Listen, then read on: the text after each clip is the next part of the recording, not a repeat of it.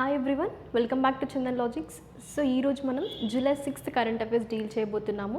Topics related to what you can refer here international affairs, national affairs, as well as books and authors and sports news. Okay, the first topic we will move towards the international affairs, right? So now coming to the international affairs, the first topic we will deal with what about the mango diplomacy. So here mango diplomacy, Bangladesh PM gives the haribanga mangoes to India. So ఇక్కడ బంగ్లాదేశ్ యొక్క prime minister ఎవరైతే ఉన్నారో you can know as what static part చూసుకోండి, ఇక్కడ షేక్ హసీనా గారు. So తను like ఇండియాకి you can see that 26 cartons of మ్యాంగోస్ని ఇండియాకి సెండ్ చేశారు. And also like gifted what 2600 kgs of Haribhanga mangoes అన్నారు ఇక్కడ.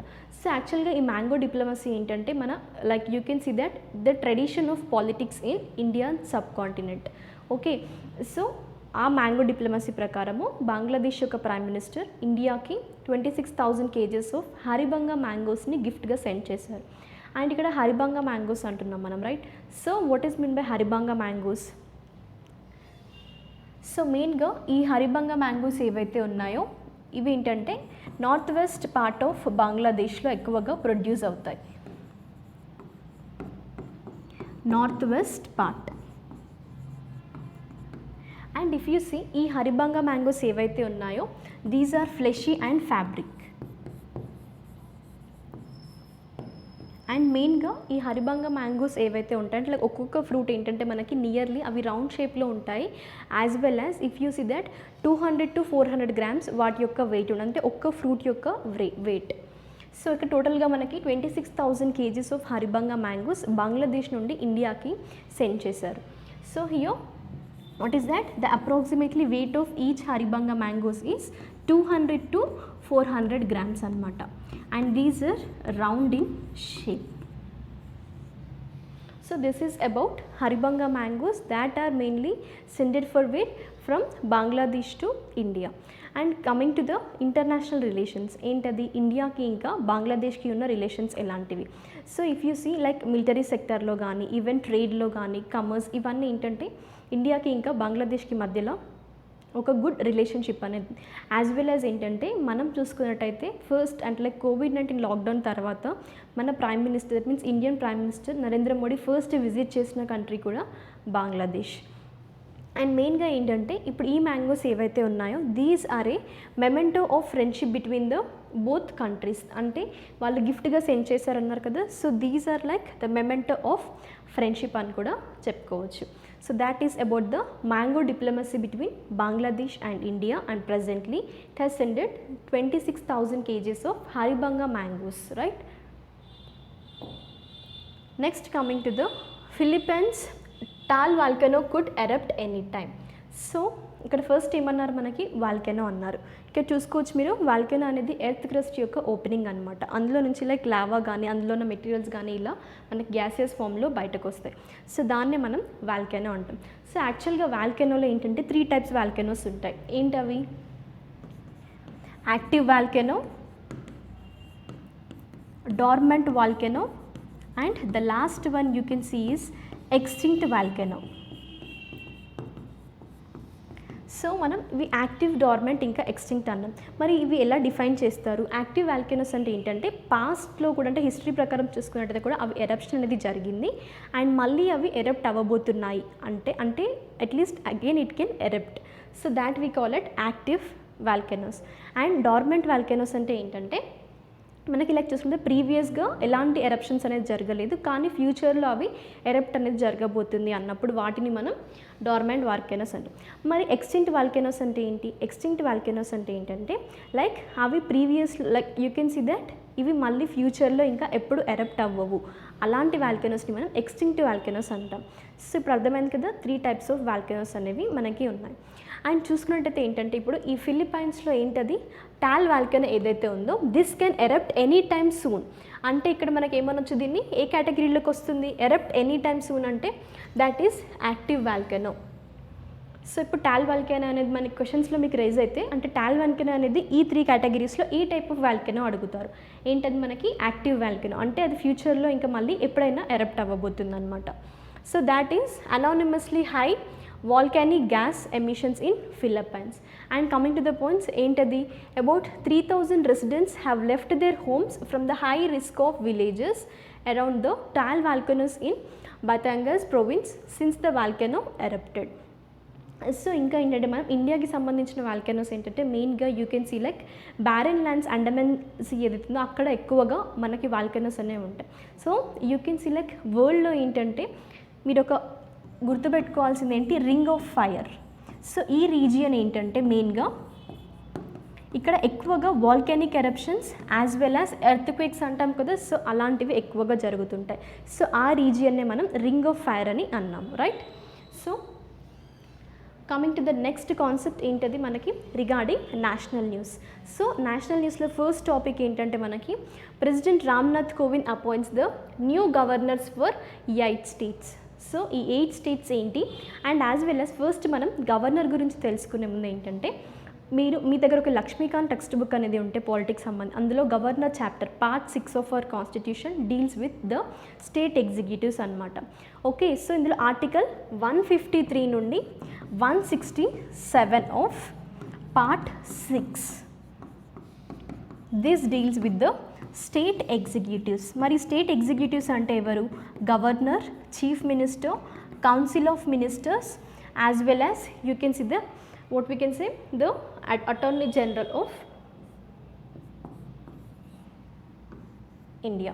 సో ఇప్పుడు ఈ ఆర్టికల్స్ 153 నుండి 167 వరకు మనకి part 6 of our constitution deals with the state executives. And ఇప్పుడు coming to the governor. So governor ఎలాగా అంటే మనకి ఇప్పుడు సెంట్రల్లో ప్రెసిడెంట్ ఎలా డీల్ చేస్తున్నారో ఈవెన్ స్టేట్ చీఫ్ ఎగ్జిక్యూటివ్ హెడ్ని మనం గవర్నర్ అంటాం. అంటే ఇక్కడ గవర్నర్కి ఏంటంటే డ్యూయల్ రోల్స్ ఉంటున్నాయి అన్నమాట. సో ఏంటో డ్యూయల్ రోల్ అని ఎందుకు అన్నాము, స్టేట్లో మనం చీఫ్ ఎగ్జిక్యూటివ్ హెడ్ అన్నాము, సెంట్రల్కి ఏంటంటే ఒక ఏజెంట్గా వర్క్ చేస్తారు. సో అందుకోసమే అంటే గవర్నర్ యొక్క పార్ట్ ఇక్కడ స్టేట్లో ఉంది యాజ్ వెల్ యాజ్ సెంట్రల్లో ఉంది. అందుకోసమే ఇప్పుడు గవర్నర్ యొక్క పార్ట్ని రోల్ని మనం డ్యూయల్ రోల్ అని అంటున్నాం. మరి గవర్నర్ ఏంటంటే లైక్ తన క్వాలిఫికేషన్స్ ఏంటి గవర్నర్ అవ్వడానికి అంటే సిటిజన్ ఆఫ్ ఇండియా అయ్యి ఉండాలి, యాజ్ వెల్ యాజ్ ఏంటంటే he should cross like 35 years of age, and as well as tenure ఎన్ని ఇయర్స్ అని అడగచ్చు మీరు, రైట్. సో టెన్యూర్ అనేది మనకి 5 years, అండ్ మేబీ లైక్ మధ్యలో కూడా ప్రెసిడెంట్ ఏ టైంలో తనని రిమూవ్ చేయొచ్చు. సో ఇక్కడ గవర్నర్ని ఎవరు అపాయింట్ చేస్తున్నారు, ప్రెసిడెంట్. ఎవరు రిమూవ్ చేస్తున్నారు, ప్రెసిడెంట్. అండ్ గవర్నర్ యొక్క టెన్యూర్ మనం 5 years అన్నాం, కానీ ఒకవేళ అది అలానే కంటిన్యూ అయ్యి వేరే ఒక పర్సన్ అందులోకి వచ్చే వరకు కూడా తను అంటే 5 years తర్వాత కూడా తను దాంట్లో కంటిన్యూ అవ్వచ్చు. యాజ్ వెల్ యాజ్ గవర్నర్ ఏంటంటే ప్రెసిడెంట్ ట్రాన్స్ఫర్ చేయొచ్చు ఒక స్టేట్ నుండి వేరే స్టేట్కి. సో లైక్ గవర్నర్ ట్రాన్స్ఫర్ అనేది జరుగుతుంది. Okay, so here governor can be like ఒక స్టేట్ కన్నా ఎక్కువగా కూడా తను రోల్ చేయొచ్చు, అంటే 2 స్టేట్స్లో కూడా తనని అపాయింట్ చేసే ఛాన్సెస్ ఉన్నాయి, రైట్. సో ఇది మనకి గవర్నర్ యొక్క ఇంపార్టెంట్ ఆస్పెక్ట్స్ చూసాం. ఇప్పుడు ఏంటంటే మనకి న్యూస్లో ఎందుకుంది 8 గవర్నర్స్ని ప్రెసిడెంట్ కోవింద్ గారు అపాయింట్ చేయబోతున్నారు. సో ఆ 8 స్టేట్స్ ఏంటో ఒకసారి చూసుకుందాం. ఏంటది, Haryana, Karnataka, Madhya Pradesh, Goa, Tripura, Jharkhand, Mizoram and Himachal Pradesh.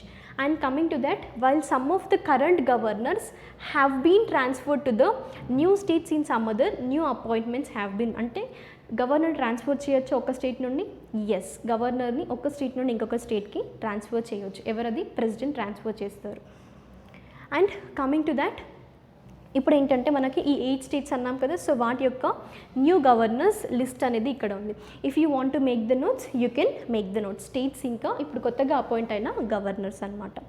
Is it clear నా? If you want pause the video and take the notes. Next ఏంటి మనకి టాపిక్, అది కేవీఐసి ప్రాజెక్ట్ ఏదైతే ఉందో bold project. This is mainly to boost home, to boost the tribal income. So ఇక్కడ tribal income అన్నాం అంటే first KVIC అనే project చూస్తున్నాం, రైట్. సో ఈ కేవీఐసి అనేది ఏంటంటే మనకి khadi village industry commission. So ఈ ఖాదీ విలేజ్ ఇండస్ట్రీ కమిషన్ అనేది మనకి యాక్చువల్గా ఫస్ట్ ఎప్పుడు ఎస్టాబ్లిష్ అయింది, this is according to the act khadi 1956 act ప్రకారం ఇది మనకి ఎస్టాబ్లిష్ అయింది. ఓకే, సో ఈ కేవీఐసి యొక్క మరి మెయిన్ రోల్ ఏంటి, దీని మెయిన్ రోల్ వచ్చేసి ఏంటంటే mainly promoting and developing the employment and economic development in the rural India. Okay, ఎక్కడ అది మనకి రూరల్ ఇండియా అన్నారు.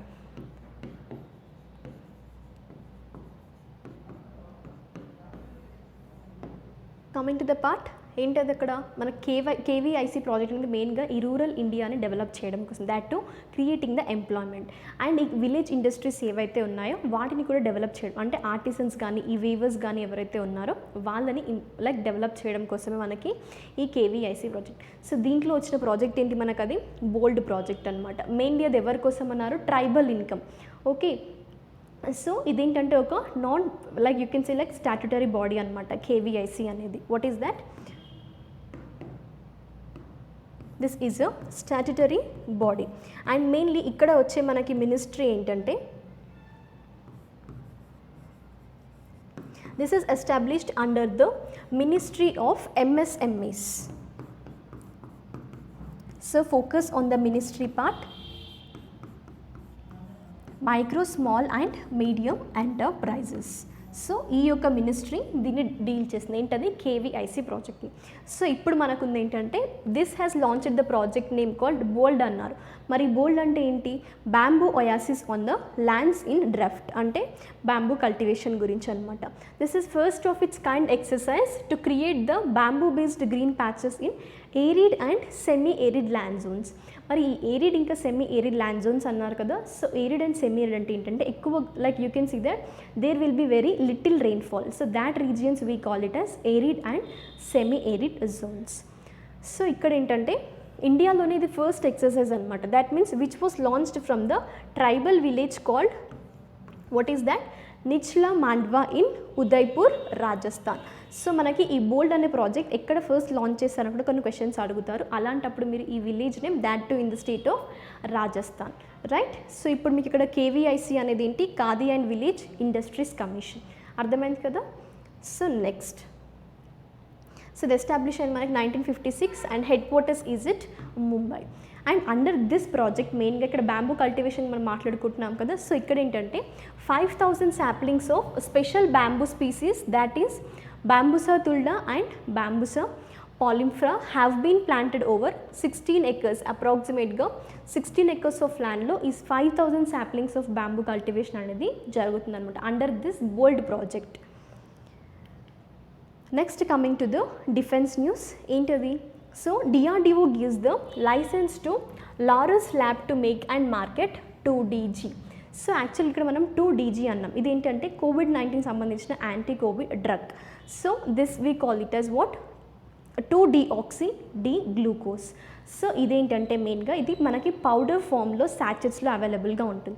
అండ్ మెయిన్లీ ఇప్పుడు DRDO ఎందుకు లైసెన్స్ ఇచ్చింది లారస్ ల్యాబ్కి అంటే ఈ 2DGని డెవలప్ చేసిందే మనకి DRDO. That to we call it as what, so ఇక్కడ ఇన్మాస్ ఏదైతే ఉందో that means the lab of DRDO this has developed the 2DG.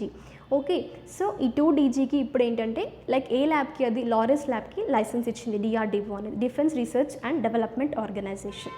So హియో ఈ 2DG ఏమన్నాము లైక్ పౌడర్ ఫామ్లో అవైలబుల్గా, సో అది మనం ఓరల్గా తీసుకోవాలంటే వాటర్లో ఆ పౌడర్ని మిక్స్ చేసుకొని తీసుకోవాలి. సో దానివల్ల యూజ్ ఏంటంటే ఇక్కడ వైరస్ ఎక్కడైతే డెవలప్ అవుతుందో సెల్స్లో, సో అక్కడికి వెళ్ళి అది ఆ సెల్స్ గ్రోత్ యొక్క లైక్ అక్కడ వైరస్ని డెవలప్ చేయకుండా అక్కడే ఆపేస్తుంది అనమాట. సో దాట్ అప్పుడు వైరస్ అనేది ఇంకా లంగ్స్లో మనకు అది ఎఫెక్ట్ అవ్వకుండా డెవలప్ అవ్వకుండా ఆపేస్తే మనకి డ్రగ్ ఏంటది 2-deoxy D-గ్లూకోజ్ అనమాట.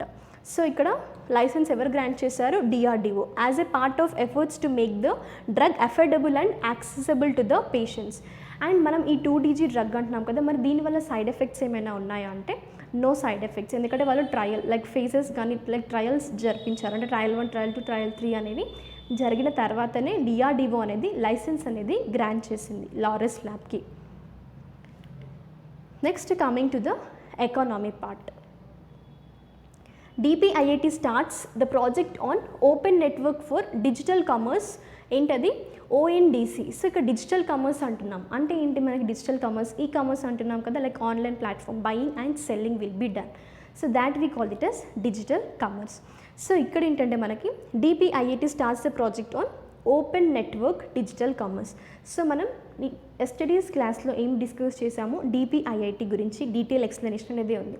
ఒకసారి మీరు జూలై 5th కరెంట్ అఫైర్స్లోకి వెళ్ళి ఆ వీడియోలో చూడండి డిపిఐఐటి ఎక్స్ప్లెనేషన్ని. సో దాట్ ఇప్పుడు ఏంటంటే ఇది డెవలప్ చేసిన ప్రాజెక్ట్ ఏంటి, that is assign to the quality council of India. So మనకి క్వాలిటీ కౌన్సిల్ ఆఫ్ ఇండియా అనేది 1997లో ఎస్టాబ్లిష్ అయింది.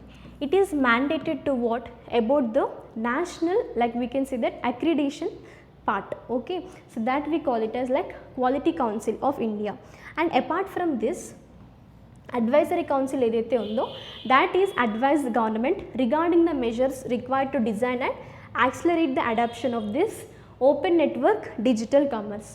ఇంకా ఏంటంటే మెయిన్గా ఈ ప్రాజెక్ట్ యొక్క ఆబ్జెక్టివ్ ఏంటి, that means what is the aim of this project means this was launched with the aim of promoting and the open networks developed on open sourced methodology.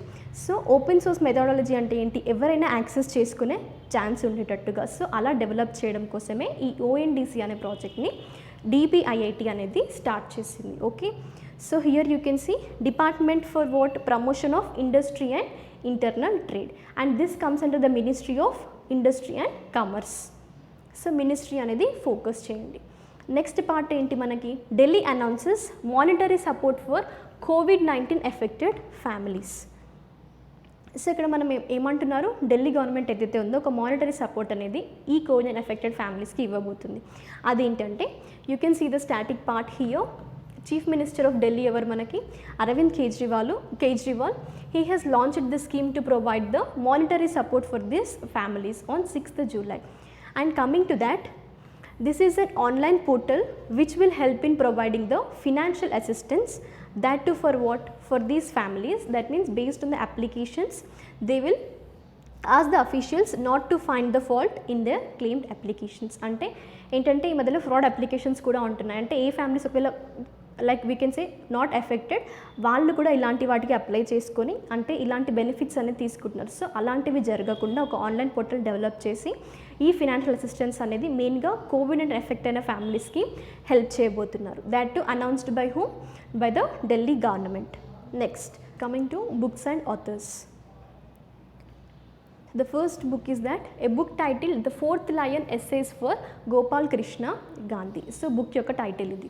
ఇప్పుడు ఏంటంటే ఇక్కడ మీరు చూడాల్సింది, you have to see that who is the author of this, Venumadhav Govind and Srinath Raghavan. That means there are the 2 authors for this book. So here first మనకు వచ్చింది ఏంటి, ఇక్కడ essays for Gopal Krishna Gandhi అన్నారు. సో మనం గోపాల్ కృష్ణ గాంధీ అంటున్నాం. Actually who is he? He is the former governor, that means 23rd governor of West Bengal, and he is the grandson of Mahatma Gandhi. So now comes to the part called what is that, fourth lion annar. Okay, so ఇందులో వాళ్ళు describe చేయబోతుంది ఏంటంటే, this consists of 26 essays contributed by the individuals drawn from various walks of life, that means from across the globe. As well as if you see, Gopal Krishna Gandhi has been the administrator, diplomat, author and the public intellectual distinction over the 4 decades. So తన గురించి ఇందులో describe, that means 26 essays వీటికి సంబంధించింది వాళ్ళు describe చేయబోతున్నారు. 2 authors in this part, and you can see here the national emblem. Okay, so that we call it as what, and ఇందులో ఏంటంటే మెయిన్గా మీరు నేషనల్ ఎంబ్లమ్ గురించి తెలుసుకునే ముందు, సో యాక్చువల్గా నేషనల్ ఎంబ్లంలో మెయిన్గా like how it was design, and ఇది ఎప్పుడు అడాప్ట్ చేశారు మనకంటే 1950లో అడాప్ట్ చేశారు. And you can see that ఇందులో ఉన్న like you can see like ఎన్ని యానిమల్స్ అనేది ఇందులో డిజైన్ చేశారు వాళ్ళు అంటే 4 lions ఉంటాయి. అంటే ఇవి ఎన్లైటన్మెంట్ని మనకి సింబలైజ్ చేస్తాయి. As well as elephant, horse and bull. So ఒకసారి మీరు డీటెయిల్గా మనం ప్రీవియస్ క్లాసెస్లో నేషనల్ న్యూస్ కవర్ చేస్తున్నప్పుడు నేషనల్ ఎంబ్లమ్ గురించి కూడా మనం డిస్కస్ చేసాం, రైట్? సో ఈ అశోక పిల్లర్స్ ఉంటాయి కదా, సో వాటి గురించి కూడా మనం డిస్కస్ చేసాం కదా, ఒకసారి అవి మీరు రిఫర్ చేయండి, it will be useful. And దీనిపైన లైక్ ఇన్క్రిప్షన్ ఏం జరిగింది, దట్ ఈస్ సత్యమేవ జయతే. Next coming to the list of important days.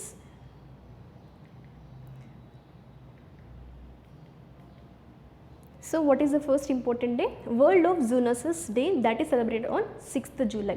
C zoonosis day అంటున్నాం కదా, యాక్చువల్గా ఇక్కడ జూనోటిక్ డిసీజెస్ గురించి అవేర్నెస్ తీసుకురావడం కోసమే ఈ డేని సెలబ్రేట్ చేస్తారు.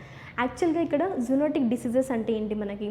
Zoonotic diseases means mainly which are spreaded through the animals to human beings, non humans to humans అనమాట. So that we call it as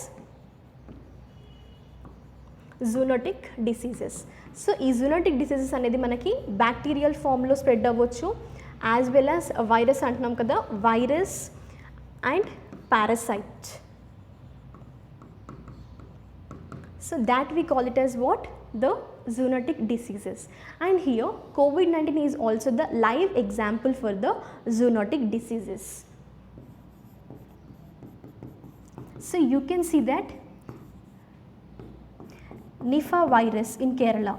Yes, so mainly through what? Through the bats and pigs. That means ఇక్కడ ఎలా spread అవుతుంది మనకి? Animal నుండి హ్యూమన్స్కి ఇలా viral ఫామ్లో కానీ, diseases ఫామ్లో, పారాసైట్స్ ఫామ్లో కానీ, అంటే మెయిన్గా వర్టిబ్రేట్స్ అంటాం కదా. So vertebrate animals to the human beings, వాటిని మనం జూనోటిక్ డిసీజ్ అంటాం. ఇక్కడ మనకి COVID-19 కూడా ఎలా స్ప్రెడ్ అయింది? Like from the animals to human, that means mainly through the bats అని కూడా చెప్పుకోవచ్చు, right, from China. So here to bring, that means awareness about the risk of zoonotic diseases, this day is celebrated. మనకి ఈ zoonotic diseases అనేది direct ఫామ్లో spread అవ్వచ్చు, లేదు అంటే ఇండైరెక్ట్ ఫామ్లా. Okay, as well as that means you can see that vector borne or food బోర్న్గా కూడా ఇది ఇలా జూనోటిక్ డిసీజెస్ అనేది స్ప్రెడ్ అవుతాయి.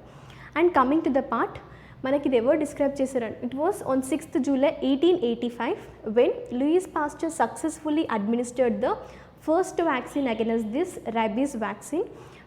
rabies virus, and which is a zoonotic diseases. So మనం ఇక్కడ లూయిస్ పాస్చర్ అంటున్నాం. He is a French chemist and microbiologist. He is also known for what he is honored with the father of microbiologist. And here you have to focus on his works. తన works ఏంటి? Pasteurisation కానీ, ఈ రేబీస్కి first vaccine కనుక్కున్న పర్సనే మనకి Louis Pasteur గారు. And as well as ఇక్కడ zoonotic disease అంటున్నాం కదా, ఫస్ట్ ఇది మనకి ఏంటంటే in 1880 it has first introduced, but WHO అది ఎప్పుడు, like it has given the definition that in 1959 that it is a infectious diseases which is spreading from animals to humans అనేది 1959లో WHO అనేది describe చేసింది. దేని గురించి? మనకి జూనోటిక్ డిసీజెస్ గురించి. అంటే ఇది మనకి హిస్టరీ యొక్క zoonotic diseases. Next coming to the sports news. ఏంటి మనకది? Mary Kom and Manpreet Singh to be India's flag bearers at Tokyo Olympics. So ఇక్కడ ఫ్లాగ్ బేరర్స్ అన్నారు. ఫ్లాగ్ బేరర్స్ అంటే ఎవరు యాక్చువల్గా? సో ఎవరైతే వాళ్ళ కంట్రీ యొక్క ఫ్లాగ్ని, అంటే ఒక ఈవెంట్స్లో, ఇంటర్నేషనల్ ఈవెంట్స్ కానీ, లైక్ ఇలా మల్టీనేషనల్ స్పోర్ట్ ఈవెంట్స్ ఉంటాయి కదా, అంటే లైక్ కామన్వెల్త్ గేమ్స్ కానీ, Asian games or else Olympic గేమ్స్లో, లైక్ వాళ్ళ కంట్రీని ఫ్లాగ్తో రిప్రజెంట్ చేసే పర్సన్స్ని ఫ్లాగ్ బేరర్స్ అంటారు. సో ఇప్పుడు జరుగుతున్న టోక్యో ఒలింపిక్స్ ఉన్నాయి కదా, సో అందులో ఫ్లాగ్ బేరర్స్ ఎవరు అంటే మేరీ కోమ్ ఇంకా Manpreet Singh. Next, so here coming to Mary Kom, 6th time world boxing champion and Manpreet is a men's hockey team skipper. అంటే వీళ్ళ గురించి ఒక స్మాల్ డిస్క్రిప్షన్ అనమాట మీకు ఇక్కడ ఇచ్చింది. And these are at the opening ceremony of Tokyo Olympics. And ఇది ఎవరు లైక్ అనౌన్స్ చేశారు అంటే, వీళ్ళ ఇద్దరి నేమ్స్ అనేది మనకి ఇండియన్ ఒలింపిక్ అసోసియేషన్. సో ఇక్కడ ఇండియన్ ఒలింపిక్ అసోసియేషన్ అంటున్నాం కదా, so mainly it was established in the year 1927. And ఈ ఇండియన్ ఒలింపిక్ అసోసియేషన్ ఏం చేస్తుంది? Select the players for the international sport events. అంటే ఇలా ఒలింపిక్ గేమ్స్ కానీ, కామన్వెల్త్ గేమ్స్కి కానీ ప్లేయర్స్ని సెలెక్ట్ చేసేదే మనకి ఇండియన్ ఒలింపిక్ అసోసియేషన్. సో ఇది ఎస్టాబ్లిష్ అయిన ఇయర్ ఎప్పుడు మనకి? 1927. నెక్స్ట్ ఏంటి మనకి? It is in first India is having the 2 flag bearers, 1 male and 1 female at the upcoming Tokyo Olympics to ensure the gender parity. అంటే ఇది ఫస్ట్ టైం అనమాట. యాక్చువల్గా ఏంటంటే యూజువల్గా like 1 flag bearer like male కానీ female కానీ ఇలా ఉంటారు. కానీ ఈసారి ఏంటంటే is the first time in India that India is going to represent at Tokyo Olympics with 1 female and 1 male. That to ఏం రిప్రజెంట్ చేయబోతున్నారు అక్కడ మనకి జెండర్ పేరిటీ అని. సో ఇక్కడ మనకి జెండర్ ప్యారిటీ అనేది ఏంటి? Gender parity means you can see that the ratio of like men and women, that we call it as gender parity. Okay, that means equally they should be treated అనేది. So ఇక్కడ మనకి Indian Olympic Association ఏదైతే ఉందో this has communicated the decision about what, about the organising committee of these games. So this the organisation committee కదా, అంటే మెయిన్గా చూసి like what is its work, IOA work మనకి ప్లేయర్స్ ఎవరైతే అంటే అథ్లెట్స్ ఎవరైతే ఉంటారో సో వాళ్ళని సెలెక్ట్ చేస్తుంది ఇలా ఇంటర్నేషనల్ ఈవెంట్స్కి కానీ లైక్ నేషనల్ ఈవెంట్స్కి కానీ. So let us conclude our class. What is the quote? You can see here, if you can stay positive in this negative situation, that means what is the negative situation you are having? That is a COVID-19 pandemic. Even in this situation, if you stay positive, you can win. That means use this time as in a worthful way so that you can win. Thank you. We will meet you in the next class. Stay safe and stay home.